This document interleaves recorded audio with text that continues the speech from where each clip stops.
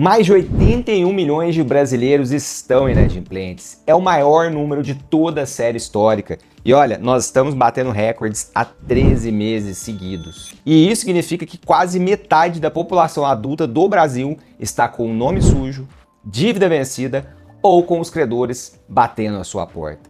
E a pergunta que ninguém está fazendo é: por que esse número só cresce? Por que tanta gente tenta sair das dívidas e não consegue? E é exatamente isso que nós vamos investigar nesse vídeo. E no final eu vou te contar como mudar a sua realidade para que você possa sair das dívidas. E o meu nome é Niklaus Limborso, eu sou advogado e neste canal eu ajudo pessoas em cenário de crise financeira e endividamento bancário. O meu papel é ser o seu aliado para sair das dívidas. E nesse vídeo eu vou te falar sobre 7 erros que fazem quem está endividado continuar endividado. São erros que eu vejo toda semana no meu escritório, nos meus alunos do Método Eject e nas histórias que chegam até a mim. E o primeiro erro é tentar resolver a dívida sem antes entender por onde o dinheiro está vazando. É isso mesmo. Imagine você um balde furado. Você pode encher esse balde o dia inteirinho. Se o buraco continuar lá aberto, o balde nunca vai ficar cheio. E é exatamente isso que acontece com quem está endividado e começa a pagar as dívidas antes de investigar aonde está a sangria. O que está drenando o seu dinheiro todo mês? É o padrão de vida que está incoerente? É um carro? É um financiamento que está incompatível com o seu momento atual? É a precificação errada na sua empresa? São clientes que não te pagam? Ou será que é o custo que cresceu enquanto a receita ficou parada? Ou seriam gastos automáticos que você nem sabe mais que existem? Olha, meu amigo, enquanto essa sangria estiver ativa, qualquer esforço de recuperação vai ser engolido por ela. É o primeiro passo que a maioria ignora, porque parece até óbvio. E é exatamente isso que precisa ser feito: estancar a sangria. E o segundo erro é não saber de verdade o tamanho do problema. Eu vou te contar aqui um caso real que chegou no meu escritório. Um empresário que falava que devia ali por volta de 450 mil reais. E quando a gente foi fazer a investigação a fundo, o que nós encontramos foi um resultado totalmente diferente. Ele devia mais de 1 milhão, entre bancos, família, agiota e até o governo. O dobro que ele achava lá no início, quando ele chegou. E ele não estava mentindo, ele apenas estava fugindo do problema. E essa história se repete, mais do que você possa estar imaginando. Quando você não mapeia todas as suas dívidas, é a mesma coisa de entrar em um campo de batalha cheio de minas, de bombas, sem saber que elas estão lá. E elas podem explodir a qualquer momento. Então você precisa ter a clareza das suas dívidas. As dívidas bancárias, as dívidas tributárias, as dívidas com o fornecedor, dívidas informais com parentes. E você precisa também saber se elas têm garantia, se elas já têm processo ou até risco de bloqueio. E olha, você pode ter consequências diferentes se errar a ordem de pagamento. Sem esse mapa completo, qualquer estratégia pode acabar explodindo no meio do caminho. E o terceiro erro é o mais difícil de ver, porque ele não aparece no extrato bancário, ele aparece nas suas decisões. Na minha experiência acompanhando pessoas endividadas, eu percebo que em algum momento elas vestiram ao menos um de 3 personagens. Esses personagens, quando eles estão no comando da sua vida, eles sabotam qualquer tentativa de recuperação. O primeiro deles é o ingênuo, é aquele que joga sem estudar as regras. Ele assina um contrato sem ler, empresta o nome sem calcular o risco, e ele fala assim: até lá, melhora, como se fosse uma estratégia. Ele gerencia o financeiro de cabeça, ele não acompanha os números, e ele também não se prepara para o jogo, porque no final das contas ele subestima a dificuldade. E o segundo é o atrevido. Eu, pessoalmente, eu gosto muito dele, porque todo empreendedor tem um pouquinho disso nas veias, né? É aquele que tem coragem, e a coragem acaba sendo uma qualidade boa. O problema é quando a coragem passa do ponto. É quando você opera no limite, sem reserva, sem plano B, e está sempre dependendo de um único evento para resolver tudo. Ou seja, se fechar aquele contrato resolve, se realizar aquela venda agora vai. Só que se esse contrato não vier, e agora? Como é que fica? Em resumo, o imprudente é como se fosse aquela pessoa que fica jogando a roleta russa sempre, todo dia. Uma hora vai dar errado. E o terceiro personagem é a vítima. E aqui tem dois tipos de vítima. Tem aquela que é a vítima real e tem a vítima de sempre. Deixa que eu te explico. A vítima real é aquela pessoa que pode ter sido vitimada de verdade, ou seja, sofreu um golpe, uma traição, passou por uma crise que não era culpa dela. Agora, cabe a ela criar novos protocolos para evitar que isso aconteça novamente. E tem a vítima por deslocamento. É isso mesmo. É aquela pessoa que está sempre procurando um culpado externo. Veja, quando você transfere a responsabilidade para fora, você envia junto uma coisa muito importante, que é o poder de resolver as coisas. Então, muito cuidado ao assumir uma postura de vítima, pois você pode ficar preso nessa condição para o resto da vida.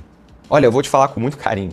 Empodere-se, tome as rédeas da sua vida e da situação. É muito melhor ser autorresponsável, porque assim você vai conseguir sair dessa situação. E me conta aqui de verdade, você já vestiu algum desses personagens? Sem enrolação, me conta aqui nos comentários.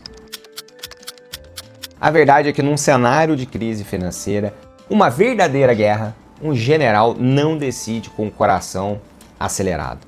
O general avalia o campo e decide com a cabeça fria e executa. Enquanto um desses três personagens estiver no comando das suas decisões financeiras, a recuperação vai ser muito mais difícil do que precisaria ser. E o quarto erro acontece na hora de organizar o orçamento. Isso se é que você tem, não é verdade? E a maioria das pessoas, elas fogem da realidade. Olha, para se ter uma vida financeira equilibrada e próspera, você precisa ter controle e, sobretudo, um orçamento. E imagine só se você estiver em crise financeira. Nossa, o rigor tem que ser ainda maior. E tem aqueles que até têm controle, mas acabam passando do ponto e se tornando rigorosos demais. E com isso, eles acabam tornando a missão de recuperar praticamente impossível. Por quê? Porque aí você vai acabar sabotando o plano, porque corta tudo, a vida vai ficando chata, vai ficando difícil. O resultado? Seu plano vai por água abaixo. Isso sem falar daqueles que não têm alinhamento dentro de casa. Cada um acaba ali tomando as suas próprias decisões e a família segue sem unicidade. Ou até com falta de transparência e parceria nos desafios financeiros. E o quinto erro é um dos mais perigosos, porque ele te deixa totalmente vulnerável. É deixar o seu credor com controle sobre o seu dinheiro. E você provavelmente deve estar passando por isso. Lembra daquele débito automático que chega lá na sua conta e te surpreende? Ou até o limite do cheque especial, que quando você coloca um dinheirinho lá, ele fica com tudo. E tem aquelas pessoas que misturam a conta salário com a conta corrente, onde estão as dívidas. E eu atendi um industrial que sofreu um bloqueio judicial às vésperas da folha de pagamento.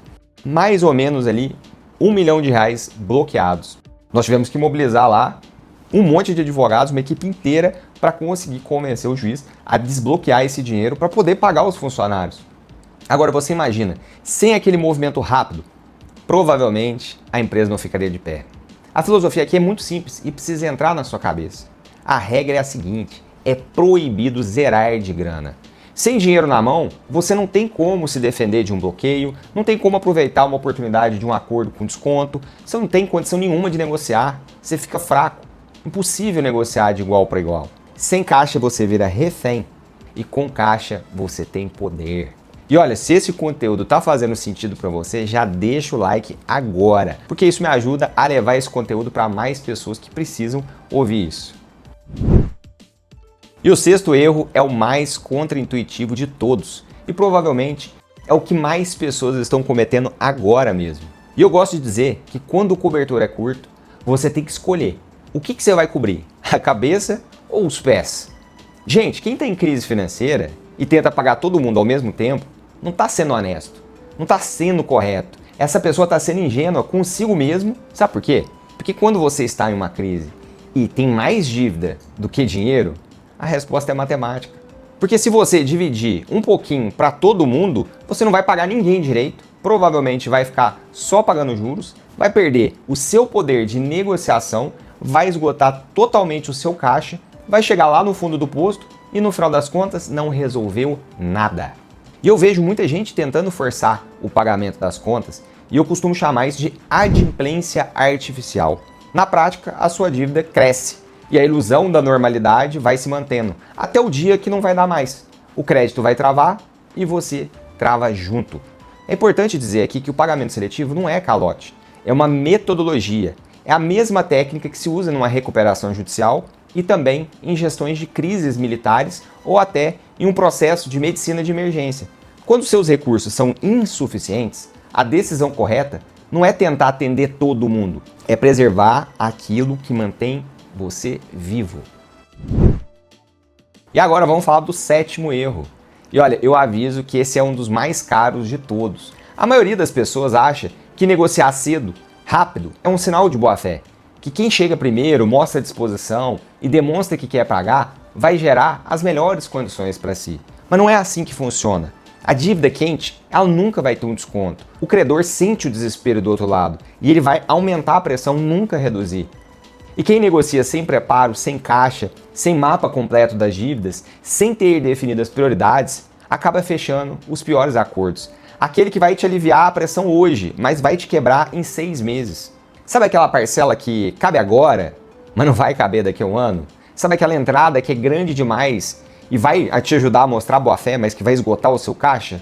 E esse é o tipo de acordo que vai travar a sua operação enquanto você está aí tentando recuperar. O timing correto de negociação, ele depende, sobretudo, de preparação. E olha, dívida que amadurece gera condição de desconto muito maior. O credor que não recebe nada por algum tempo, ele acaba negociando com mais disposição. Ó, e tem mais. A sequência dos pagamentos importa. E tem uma coisinha aqui que a maior parte das pessoas não sabe sobre negociação e eu vou deixar isso para um próximo vídeo sobre esse tema. E ele vai sair aqui no canal em alguns dias, então aproveita e já segue e ativa as notificações para você não perder. E agora, na dica do olhada, eu quero te fazer uma pergunta. Em quantos desses erros você se viu? 1, 2, talvez todos? A boa notícia é o seguinte, tem como reverter esse cenário. Para cada erro existe uma estratégia para reverter. No método Eject, nós construímos exatamente um protocolo para cada uma dessas etapas. Nós iniciamos com o módulo Primeiros Socorros para investigar e estancar a sangria. Depois nós vamos para o módulo Campo Minado, onde nós mapeamos todas as dívidas com total clareza. Depois nós vamos para o módulo Conduta de General para trabalhar a sua postura e a mentalidade que essa crise exige.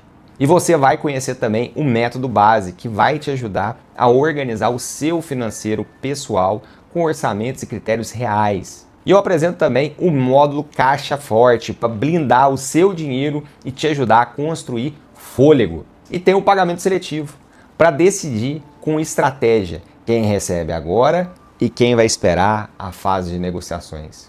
E a Operação Aliados para você negociar no timing certo. E isso tudo que eu te falei não é uma listinha de diquinhas soltas, não. É um método, é um protocolo que eu construí ao longo dos últimos 15 anos atuando para ajudar pessoas endividadas e empresas em crise financeira. E ele foi desenhado exatamente para a realidade brasileira, com os juros do jeito que eles são, com os credores do jeito que eles se comportam e com as regras do jogo que existem apenas aqui no Brasil. E o próximo passo é muito simples. Se você quiser entender como sair das dívidas com estratégia, sem desespero, o link para o método Eject está aqui na descrição desse vídeo e também fixado nos comentários. Se você estiver preparado para apertar o botão e começar a recuperação de verdade, ele é o seu próximo passo. E se você sente que precisa de representação jurídica contra os bancos, tem aqui também um link para o atendimento do meu escritório. Não são todas as pessoas e todas as causas que têm perfil para o nosso escritório, mas se for o seu caso, nós vamos ter muito prazer em poder te ajudar. Agora que você sabe onde estão os erros, a escolha do que fazer com esse conhecimento é apenas sua. Então eu quero te convidar a apertar o Eject das dívidas.